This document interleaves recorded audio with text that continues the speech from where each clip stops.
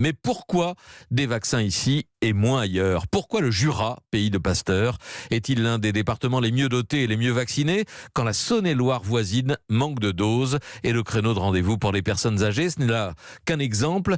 Ici et là, des élus se plaignent, des départements se sentent lésés par une répartition qui leur semble inéquitable et incompréhensible, Victor Delande. Oui, selon le ministère de la Santé, 2 critères sont pris en compte pour répartir les doses d'un département à un autre. Le nombre de personnes de plus de 75 ans et le nombre de professionnels de santé de plus de 50 ans ou avec des comorbidités. Et quand on croise ces données avec les livraisons de doses déjà reçues, on se rend compte effectivement des fortes disparités d'un territoire à un autre. Vous parliez justement, Patrick, des différences inexpliquées entre le Jura, meilleur élève national, qui a reçu 106 doses pour 100 habitants, et juste à côté, le département limitrophe, la Saône-et-Loire, qui lui n'a reçu que 50 doses pour 100 habitants.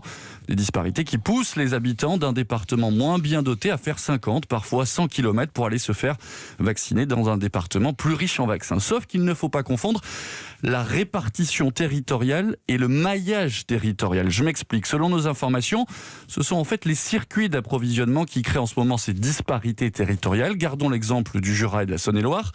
Les circuits d'acheminement des vaccins sont gérés par les régions et non pas par les départements.